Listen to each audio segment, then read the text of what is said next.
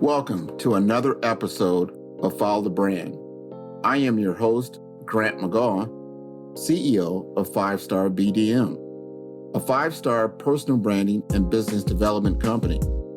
I want to take you on a journey that takes another deep dive into the world of personal branding and business development using compelling personal stories, business conversations, and tips to improve your personal brand. By listening to the Follow the Brand podcast series, you will be able to differentiate yourself from the competition and allow you to build trust with prospective clients and employers. You never get a second chance to make a first impression. Make it one that will set you apart, build trust, and reflect who you are.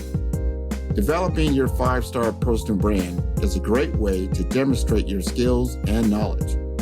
If you have any questions for me or my guests, please email me at grant.mcgaugh, spelled M-C-G-A-U-G-H, at 5-star BDM, B for brand, D for development, M for masters.com. Now let's begin with our next 5-star episode on Follow the Brand. Welcome to another exciting episode on the Follow Brand podcast. I am your host, Grant McGaugh, CEO of 5-Star BDM, where we help you build a 5-star brand that people will follow. And we bring you the most intriguing and inspiring stories from leaders around the globe. And today, we have an exceptional guest whose journey in the nursing and healthcare industry is nothing short of remarkable. Dr. Robin Tellez, a dedicated nurse with over 40 years of experience, has transformed her career into a thriving health coaching business. From her early days of overcoming personal tragedy to becoming a beacon of resilience and innovation, Robin's story is both moving and motivational. Her journey began with a deeply personal experience that ignited her passion for nursing. At the tender age of 13, she witnessed the devastating impact of losing her mother to asthma, a moment that would shape her future. Determined to make a difference, Robin pursued a career in nursing, starting at Miami-Dade College and quickly making her mark at Jackson Memorial Hospital, and then onto a stellar human resource career at Baptist Health South Florida. Throughout her career, Robin has seamlessly blended her clinical expertise with a keen focus acumen, enabling her to navigate the complexities of healthcare administration with ease. Her transition from the bedside to the boardroom highlights her unique ability to speak the languages of both nursing and business, ensuring that patient care and operational efficiency go hand in hand. As a health coach, Robin now focuses on empowering individuals with chronic illnesses to take control of their health through lifestyle changes and preventative care. Her dedication to wellness and prevention, rather than just treatment, marks a significant shift in how we approach healthcare today. Robin's story is not just about professional achievements. It is about overcoming personal challenges, advocating for better healthcare practices, and continuously striving for excellence. She embodies the spirit of resilience, leadership, and innovation, making her a true inspiration. In today's episode, we will dive into Robin's remarkable journey, her innovative approaches to health coaching, and her insights on the future of preventative care. We will explore specific examples of her work, including how she's helped individuals manage chronic illnesses through lifestyle changes. So join me in welcoming the extraordinary Dr. Robin Tellez to the Follow Brand podcast, where we are building a 5-star brand that you can follow.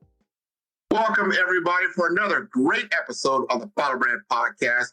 We are going to take it back into the healthcare field And I tell you, the nursing field is a fantastic field. And without nursing, the healthcare field would fall flat on its face. I said it. I want everyone to know this because without great nursing, without great nurse as and great nurse leadership, we would not have the healthcare delivery that we do have in the United States. And I want to talk to someone who has been in nursing for a few years to tell her story and why it's important from a career development, business development aspect to understand your trajectory when you take this up as a career. So, Dr. Tellez, would you like to introduce yourself? Hi, I'm Dr. Tellez, and I live in Miami-Dade, Florida. I am a nurse for over 40 years, and I have actually progressed to own my own company doing health coaching. I love that. So now you 40 years of nursing, then you got into coaching. So so now you've got to where you want to go. And that's kind of the end of the goalpost, right? If you're into football, right? That's the other end of the goalpost. Let's take it back to the very beginning. But how you got into the game. What prompted you to become a nurse in the first place? Well, it's interesting because my mother died at home. And so that was I was 13. And so that was a huge element in my life is to realize she had asthma really, really bad. And so she had been hospitalized, and within 2 days, actually, I was woken up by my father, who says, and how he knew is that she fell out of bed. And so that made such an impression on my life that's when I knew I wanted to be a helper. I wanted to be a nurse, and I wanted to help others. That makes sense. And sorry, that trauma, and I've heard that from others, that trauma kind of got them into the profession because they saw it close up. And it takes a certain type of character to be a life giver, to give care, to nurture. Where did you get your education in the nursing field? Actually, I graduated at Miami-Dade College. I had my associate in nursing degree, and actually, I was working at Jackson Memorial Hospital as a graduate nurse. And after I passed my boards, I stayed there for a couple of years, and then decided to go back to school. And after one semester of nursing BSN, I decided it was much of the same, and I really wanted to do something that would benefit the nursing.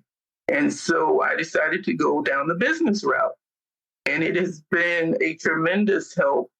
And especially as I progressed to a leader, I was able to speak the language of business to administration and speak the language of nursing to nurses. That's so important. And because a lot of people, when they get into nursing, it's a lot of hours. You got to do some work. There's a lot in the bedside, but making that transition into administration takes a certain change in mindset. I mean, you discovered, you went to school, you got your education, but I like how you just said that you were able to speak the language of business. So they understood that the business or the administration understood what the nursing experience was like so they could make better choices. Is that a true statement? Yeah, actually, I'll give you an example. As a charge nurse, back in the day when it wasn't electronic, whenever we took out supplies, we had to use stickers. And so what would happen is nurses would go in the supply room, they would not use the stickers. And of course, what does that do to the hospital budget? You're losing money. So I was able to explain to them that we could have another nurse to help us if they would start using those stickers so that we could benefit from the monies that would be charged back and that it would benefit us. So you had to put it in their language. Very much so. And that must have gave you like, we have somebody that we can talk to. Let's bring her into a meeting, sit her down and see what's really going on. When did you realize that you could be a nurse leader? When did the light bulb go off? I think I could do well in this field. Well, interestingly enough, the when I graduated from nursing school, there was an opportunity for an internship. It was a year internship at Jackson Memorial Hospital, and it included leadership. So it was expected that when I graduated from that program, that I would become a leader. And I did. I became a charge nurse. So that was great for me because it combined working with being a nurse, helping people, as well as some of the duties of leadership are assigning nurses, assigning nurse the helpers, and actually helping them also to get along, because sometimes it's not compatible. So all that kind of goes into that leadership role, as well as being able to work with your director and administration to represent the nurses and what their needs are.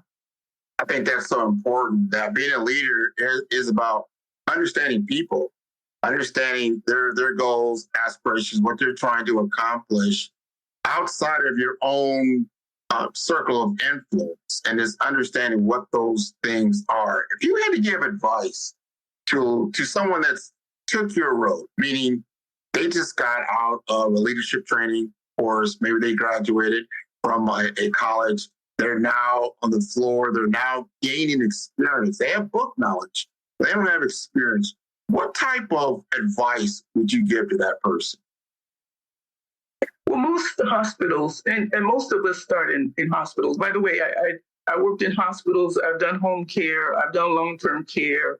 And I've been a wound care specialist. So one of the things that I did is to really, most hospitals have leadership courses. Because when you graduate as a nurse, typically you don't get a lot of business. For instance, you don't get budgeting. You don't really get a lot of leadership information. So many of them, even with Baptist Hospital, they had South Florida, they had a lot of different opportunities for nurses to take the courses on site if they can get off the floor. And so rather than to jump into going to get a business degree, start where you are. Start at the facility that you are and see what opportunities you have to learn about leadership at that point. That's very important to understand, that you got to start where you're at and make good choices, and then commit. You have to commit. It's going to take some time. Clear away your schedule for the next year, 2 years, wherever it may be. But always look ahead, because that's what a lot of good executive leadership, what they do, they look 3 years out, they look 5 years out. Like, this is where I want to be in 3 years. What does it take to get there? And this is what I want to accomplish. You've been able to do that. Now, you've also got your doctorate. Is that correct? Correct. A doctorate in management and organizational leadership. Now, do you use that now in your coaching career?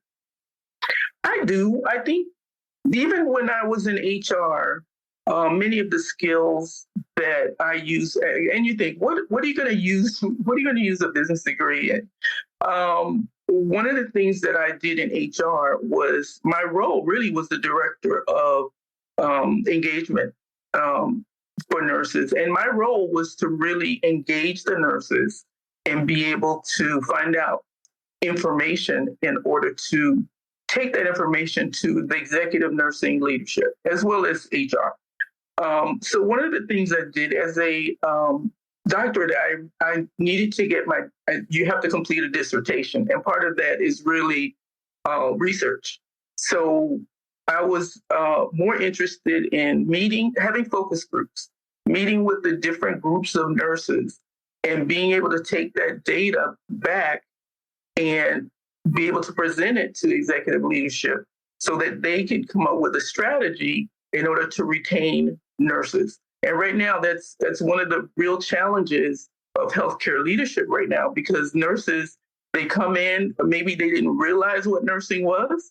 So how do we keep them engaged, and so that we can, and it's not just about the money, it's also about and they make great salaries, but it's also about the environment of where they're working.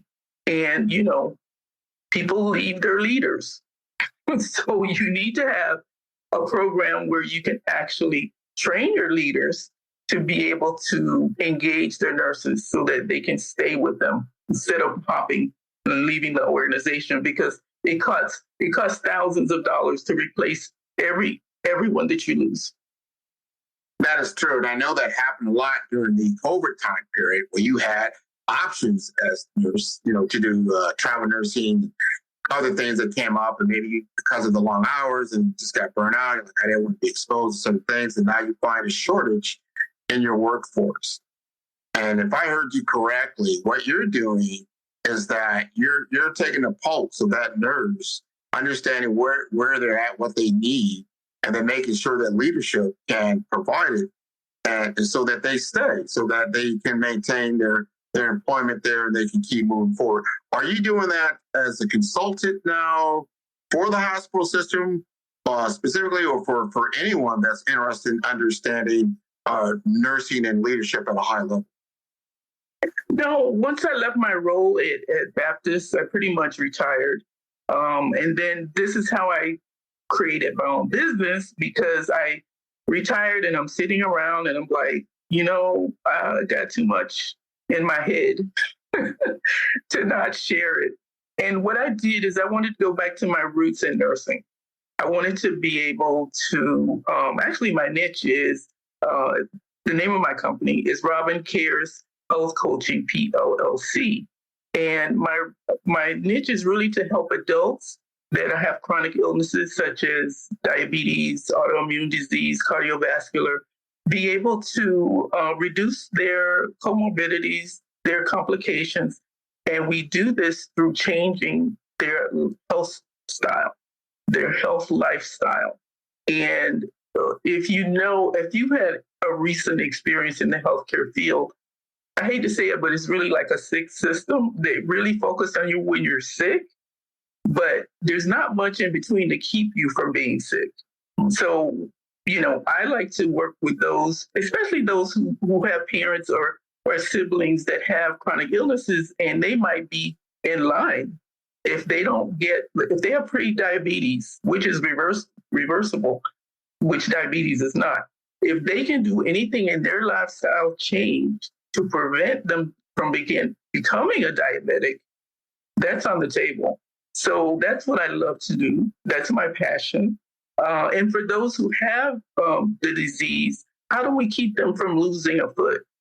How do we reduce some of those medications that they need to take because they're eating correctly and they're exercising and they're doing the things they need to do?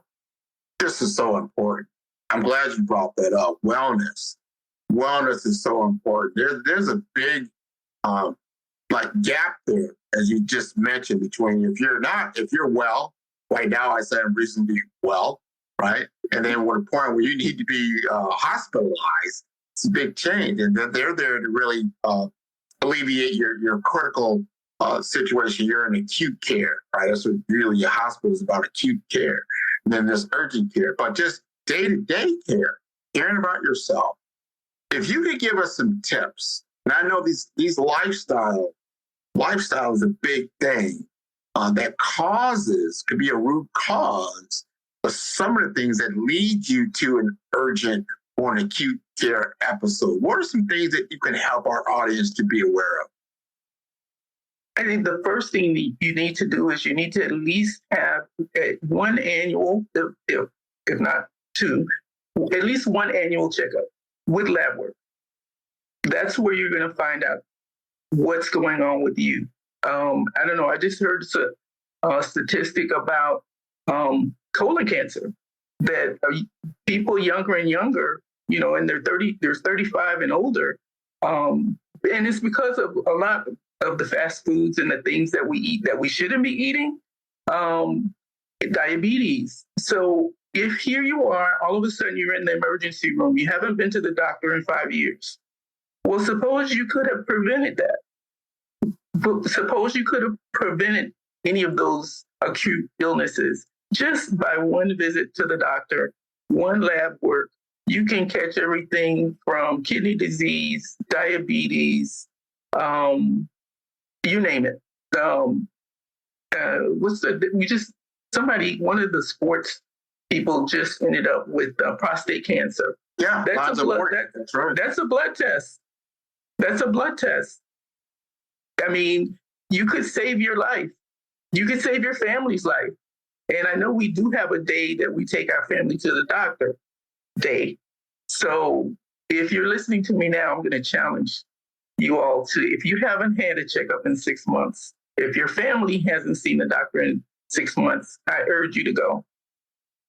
I think that's so important. We take care of our cars. Like your car will get you an indicator. Newer cars, they'll tell you like, hey, it's time for an oil change. Before the red light comes on, right? It's that time. Take me in and have me checked out. You get all my vitals done, and then I'm going to run smoothly for, the next few months.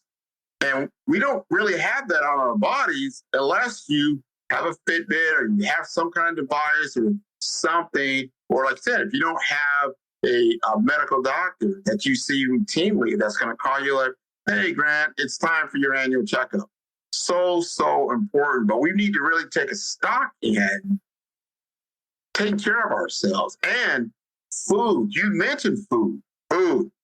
What are we putting in our body? Like I have a premium car, right? So I have to put in premium gas. If I don't put in that premium gas, it's not going to run right? It's going to have some major problems. So if we're putting it into our bodies, fast food, high sugar, high fats, we got to go talk to Dr. Tellez. She's going to tell you, well, this is probably going to be your own. Absolutely. And I think it's so important, but it's one of the major things that's hard to change. We're so used to the type of foods that we eat, but it takes a conscious effort to make those changes. And although, yes, vegetables and fruits, they cost a little bit more. But what I found is those that eat red meat and pork, those are the ones that actually have quite a few issues. It causes, because if you think about what they do to the animals to make them big, there's hormones in there. There's all kind of things in your food that really you don't eat. So, having I would say a plant-based diet, I'm not saying to go vegan, but think about those things in your diet. If you could put more grains, more fruits, more vegetables, drink plenty of water, stay hydrated. Those are the things that are going to keep you healthy, as well as your activity level. I think that's so important. I live in Florida. You live in Florida. I drink water all the time. I notice, I notice the humidity. It's a tropical environment. But I always have at least, anywhere from 3 to 4 to 5 bottles of water naturally every day. And I notice when I travel, and I go to other parts of the country, they're not drinking a lot of water. They're drinking a lot of caffeine, they're drinking a lot of sodas and other things other than water. Like, water is like a thing for me. I have to have my water. But understanding that what water does to your body and how it survives off it, not even going to talk about, I think 70% or more of your body is made up of water. So it might be a good source. But when you put strain on your kidneys, on your liver, and then over time, if you're not putting in natural substances, it'll begin to wear you down. Talk to us a little bit about, because I know there's energy. Do you talk to your have consultations with people about how they possibly will feel if they start changing their lifestyle? Ready to elevate your brand with 5-star impact? Welcome to the Funnel Brand Podcast, your gateway to exceptional personal growth and innovative business strategies. Join me as I unveil the insider strategies of industry pioneers and branding experts. Discover how to supercharge your business development, harness the power of AI for growth, and sculpt a personal brand that stands out in the crowd. Transform ambition into achievement. Explore more at firestartbdm.com for a wealth of resources and reignite your journey with our Brave Brain Blueprint and begin crafting your standout 5-star teacher today. Oh, yes. And it usually, like I said, it usually takes time. And that's one of the reasons why usually I have a program that's 3 months or 6 months, because you're not going to change a chronic illness over 6 weeks. But over the time, we usually meet, I have education with them, explain to them what their disease process is, what are the complications. One of the things I notice when we go to the doctor, we might not necessarily get as much information because they have a limited amount of time that they're going to be with you. And a lot of it is focused on medicine and your labs and that sort of thing. And so it's really kind of medicine based. But being able to help them to understand and get the light to go off about what they eat and their activity. And over time, at least the first 4 weeks, they notice a difference if they're following what they need to follow. Part of what I do as a coach is not only to help them with a plan, they set goals, but also we have accountability goals. So it's one thing to make a goal. It's another thing to actually do it. So when we meet every week, we have those conversations about that and give them tools like being able to have a food journal to kind of, when they write it down and then you share it, then you can kind of put 2 and 2 together as to why the blood sugar is sky high and it won't go down, or the A1C doesn't move. So that's one of the things we do, is just really to help them be more self-reliant in their care, so that when you're finished coaching after 3 months or 6 months, that's something that's going to be a part of their lives so they can be sustained. I like that. It's like muscle memory. You've got to do it and you've got to change it. And the mind is a creature of habit. So you've got to then work on it to change the habit. I know my parents, they're very good at this. I watch them do it. They count their calories, so they know exactly. Now, you can eat certain things. You have to change your diet completely, but you need to know how many calories, what's your intake look like, and what is the composition of that intake. And then depending on your situation, if you have diabetes or you're prone to heart disease or any kind of a cancer that's been in your body, all these different things. A lot of times, and you hear I've heard story after story of people changing their diet, changing their intake, being able to bring in the right kind of nutrition that helps the body to heal itself. And these are good things. I wanted to talk about another topic, which is exercise. Exercise. And some people, you get middle age and you get elderly and you hire up and you're like, exercise? Are you kidding me? But you need to understand what a sedentary lifestyle can do to you. Can you just give us some of your wisdom around needing to exercise? Well, again, when you think about calories, and even if it's weight loss, it doesn't even have to be weight loss. But remember, what goes in is going to be countered by the activity level that you have. If you're trying to lose weight, you have to have less calories in, or you're burning more calories than you have in. Most times you can start out with just walking.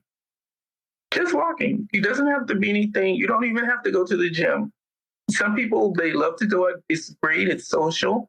But some people might say, I don't feel comfortable going to the gym. You don't have to. You can either have equipment at home or you can just simply walk 15 to 20 minutes after you eat and just make it a consistent habit, become a habit almost, and find a friend to walk with you. Just get a walking club, put together a little walking club. But yeah, it doesn't have to be anything strenuous. Sometimes it's just a matter of, and that's burning calories. So whether you're walking, strolling, whatever level that you decide, depends on your goal and your comfort level and your ability. Some people just don't feel comfortable, or they're not able to. Yeah, no, that's true. It's true. And there's certain levels. So you got to do what you can do. Don't focus on what you can't do. Exactly. and do those things. Because as my father always says, if you stop using it, you'll lose it. So think Absolutely. about that. So try to use as much of it as you can. I want to know more about your program and your business. You talked about it that it's a 3 to 6 month engagement. I think you said it's like a weekly coaching. Tell us more about your program so people can get more information and then possibly look you up and take advantage of it. Okay. I just lost my picture, but I will go through. Just to give you an example, I'm just trying to figure out what happened. There I am. Okay, so just to give you an example, we do introduction and goal setting. We start out with that. Then we talk about nutrition and diet. And it's specific to whatever their disease process is. Typically, I start out with a 30-minute discovery call that's free, and we get to what it is that they need. It's all about them. I'm just the coach. So a lot of it is, okay, so you have diabetes. Okay, so talk to me about, your blood work. Talk to me about these. There's certain things that I'm looking for. I'm going to ask you about. And then talk to me about, are you coachable? Let's start with that. Do you feel like this is something that you can make change? Because it is going to be about making changes. And then one of the things we also do is we also look to see if we're compatible. If they feel comfortable with me as their coach, as well as whether I feel like they will be coachable. So that's the first thing. Then once we decide that this is something we can move forward with, then we have some modules that we go through. Like I said, diet, nutrition and diet, physical activity, stress management, and mental health, because that's a big one. Disease management and medication adherence. That's a big one because we have a lot of polypharmacy. I have a client now that takes 9 pills in the morning and they take 3 pills at night. And once they pull those bottles out, they can be very confused. One of them I found that was he's a cardiac vascular disease, and he has a valve. He has an issue with one of his heart valves. He was taking an old medication, Plavix, as well as a new medication that were both blood thinners. So we got a problem right there. So a lot of it is going through their medication, making sure they're taking it correctly. And I usually recommend a pill box, which makes it so much easier. We sit down, we go through, we set it up for the week, and they don't have to worry. They just open for the day or night, and they're good to go. The other thing is lifestyle modification and habit formation.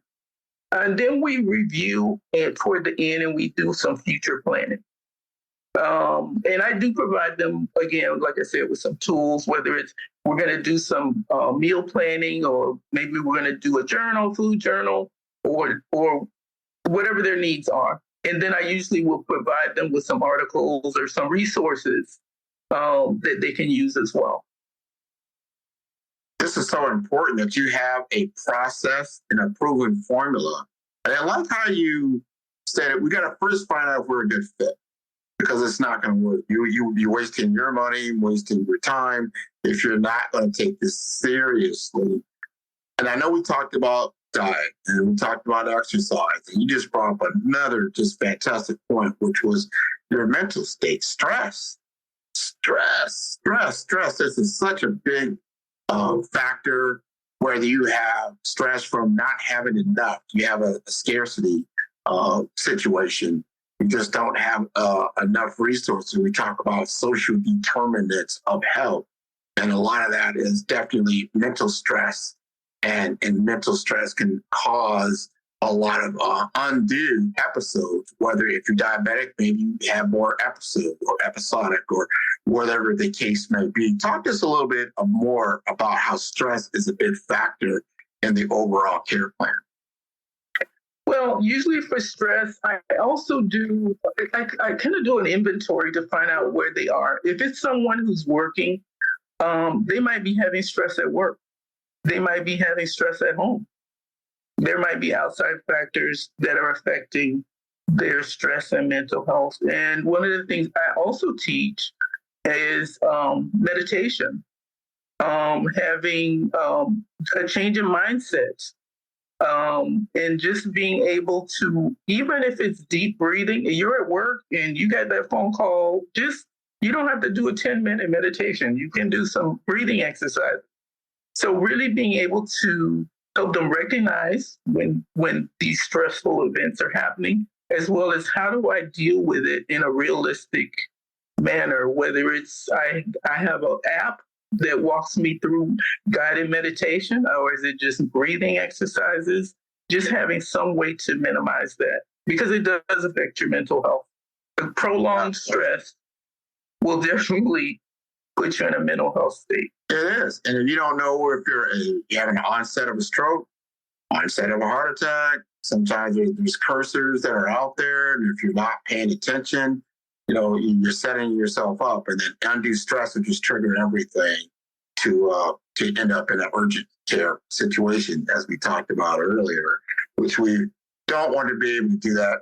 But you can manage some of your healthcare at a high level. I want you to talk about, and I'm sure you have some, it's just a success story. Someone who has come to you, taken your program, got through to the other side, and they're doing better. Well, I had an individual who had diabetes. She had cancer. She had breast cancer.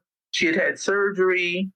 And she really was struggling with being able to manage the side effects of the chemo. She had pretty much finished the chemo, but there were some side effects. And then managing the blood sugar.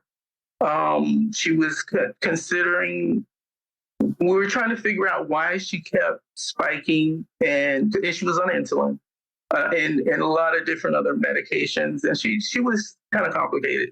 But we were able to, first of all, change her diet. And many times it's not just the client, it's also the family. When we're talking food, we're not talking cooking 2 separate meals. You have to work, and sometimes I work with the family as well, to help them to understand why these changes need to be made, even finding recipes. This was someone who was Jamaican, and so I would look for recipes. First of all, talk about plant-based diet. There was a client that actually her husband had gout, so mostly ate meat. So trying to moving them to a plant-based diet was a challenge, but we were able to see some changes just from being able to make a few changes. And so it's not always 0 to 100. Sometimes you've got to compromise. But as long as they're making changes, and she was able to really manage her diabetes much better. We even got a continuous monitoring device to try to figure out, okay, so what's happening? And if you keep a food diary, we can kind of figure out what might be contributing to these spikes in your blood sugar. So that was one of my cases that I was really excited for, because I could really see a change that they've made. Oh, that's a life-saving change. That is huge. I really like your career, what you've done in your life to help others. Going all the way back from the beginning, you talked about the experience with your mother, coming all the way to full circle, how you're helping this individual with their care plan. I think that is wonderful. And before I leave you, just tell us again the name of your business, how to contact you. I think that's so important. And I want to answer this one question, or maybe it's a statement, to help not only because a lot of females, they get involved with their nurse or with their care, or males like myself, we put that on the back.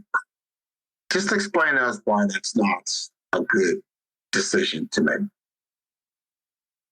Well, my company name is RCHC, which is representative of Robin Cares Health Coaching, PLLC. You can reach me at and actually book a free discovery call at www.robincares, ROBINCARES, the number 4, the letter U, .com. I really, and you make a good point too. I would say men typically are the breadwinners. They, unless they're bodybuilders or someone who's really self-focused, they focus on others. They focus on everybody else around them. But it's okay to take care of yourself, because think about it. The healthier you are, the longer you live, and the more you can provide for that family. Or you're at a point where you get so sick that you can't even, your quality of life is poor, and you have people taking care of you. So by actually making it a point of taking care of yourself, you're really taking care of others, because you're going to be able to be there for them. They can love you longer. You can do more things, be more active. And, it just makes sense to do it. But it's hard. It's hard. But I think females, they need to encourage that also. I agree. And I have to remind myself, I just did an annual checkup, and he went through everything. Actually, I had to get life insurance as well. And you never know, as you're getting life insurance, all the things that they go through to make sure that you are a good risk. Mm-hmm. So if you've got a lifestyle that has been what you would call unhealthy, you might find it difficult to get life insurance at a reasonable amount of monthly expenditure, those type of things. So you're going to really think about your lifestyle, how you're living your life, and how it's going to affect you as you go forward. This has been a wonderful, wonderful conversation. Thank you so much for being Thank you. Thank you for having me.